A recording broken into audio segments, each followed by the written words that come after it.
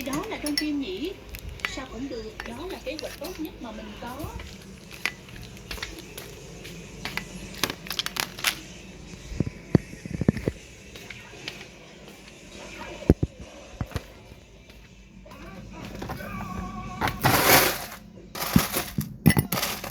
Hiệu quả hơn mình nghĩ. Từ trường đảo ngược mạnh quá. Đây là sự đối lập của một kế hoạch xuất sắc. Lại một lần nữa em lại phá hỏng kế hoạch của chúng ta. Đồ ăn trai tồi tệ.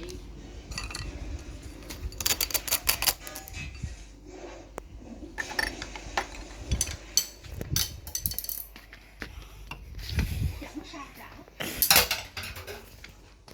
Mau lên anh Ben, anh khởi động tàu rồi. Được rồi cô gái, xin lỗi vì đã nghi ngờ cô.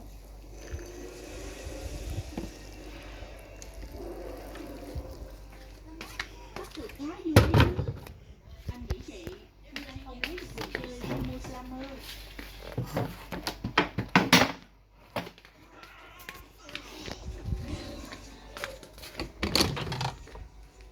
Đoán xem ai chạy nhanh hơn. Chị biết là anh nhanh hơn. Em chỉ cần nhanh hơn là được. Rap nổi giận.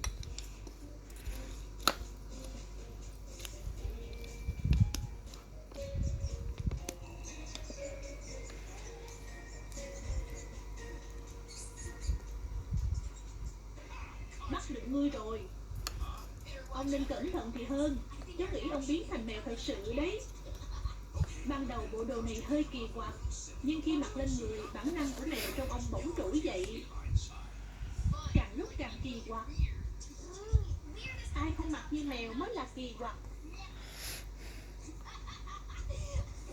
Mèo quen giả mạo vì liếm bộ móng giả. Đừng để Ben làm dấu nhục chí quen. Cháu phải giữ sự quyết tâm và máu lửa cho cuộc thi trượt chướng ngại vật. Nhắc mới nhớ có vẻ như họ sắp mở cửa rồi. Nơi này thật tuyệt vời. Anh chẳng biết nên nói sao nữa. Làm gì có ai yêu mèo đến nỗi mua trang phục mèo. Đây, ngày nào em cũng mặc áo in hình mèo đấy. Nhớ không? Mình cứ tự nói là con ong. Sự cào móng lớn nhất thế giới ư? Mọi thứ càng lúc càng kỳ quặc. Cái gì đây ạ? Đây là nơi em họ cháu sẽ thống trị cuộc thi mèo. Đây là cuộc thi người mèo vượt chướng ngại vật thường niên đầu tiên. Xin chào tất cả những người cung cấp hàng hóa và người yêu mèo. Bill, các thí sinh sẽ dùng tính mạng của mình và các kỹ năng của mèo để vượt qua đường chạy mèo đáng sợ. Núi hợp tất công thảm họa. Gia phụ lên tận thế. Đường đua vượt chướng ngại vật ư? Mình sẽ tham gia. Xin lỗi, anh không đủ tiền để tham gia đâu. Nhưng khi nào thắng, em sẽ cho anh cầm cúp.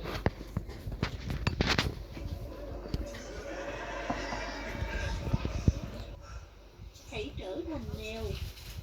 Nếu như tôi phụ lên, tôi sẽ biến thành mèo.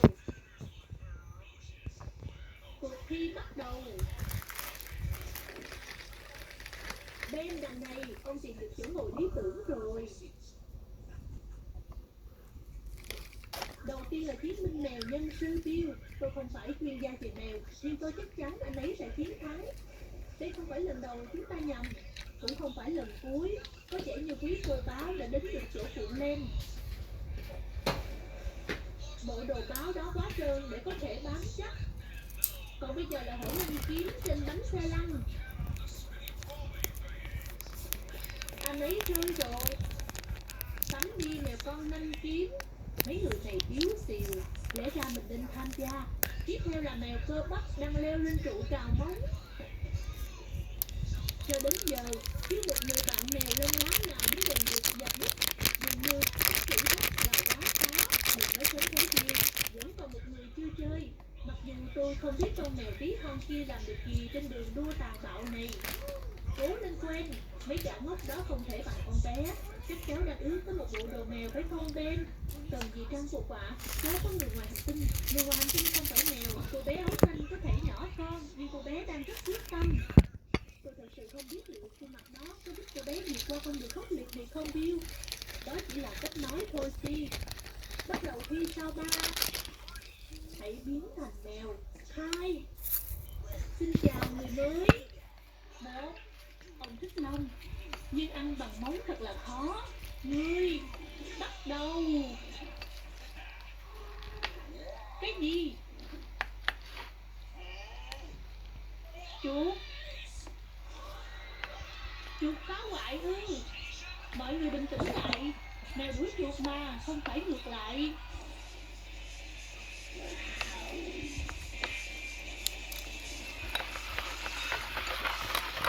Rác tới đây. Sinh vật đó là gì? Ai quan tâm chứ, ở đây có chuột. Chuột ư? Ben, đây là người ngoài hành tinh mới à? Để tớ nói ông nghe, ông mắt.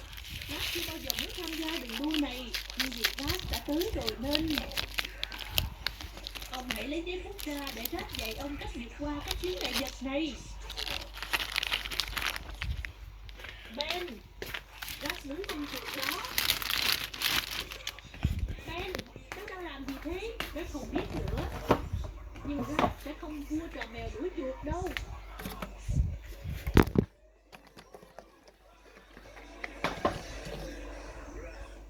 Xin lỗi. Rác không bao giờ xin lỗi. Mọi người hãy bình tĩnh. Chỉ là con chuột và con hổ phá cách thôi mà. Diêu, ta an toàn trên này chứ, ai biết được. Nhưng trong khi chúng ta bị con chuột làm sao nhãng, con bé mèo xanh đã vượt qua 4 chướng ngại vật đầu tiên. Thật khó tin. Đó mới là thái độ đúng đắn. Cô bé đến cột thăng bằng đầu tiên. Cô bé cứ như đang bay qua các chướng ngại vậy. Tôi nghĩ cô bé chỉ chạy thôi Steve. Cô bé không có cánh, nhưng cái gì đây? Có vẻ như cô bé mèo xanh gặp đối thủ rồi.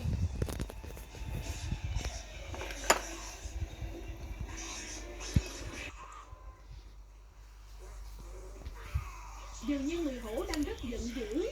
Anh ta đang phá hoại đường đua. Ben, coi chừng đấy, Quen vẫn đang ở trên đó.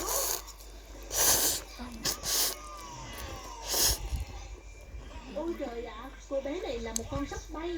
Thật khéo léo, cô ấy khiến mọi việc trông dễ dàng. Tôi đang xem cái gì thế này? Anh đang xem một cô bé mèo xanh tiến tới chướng ngại vật cuối cùng. Ngươi không thể thoát được rác đâu.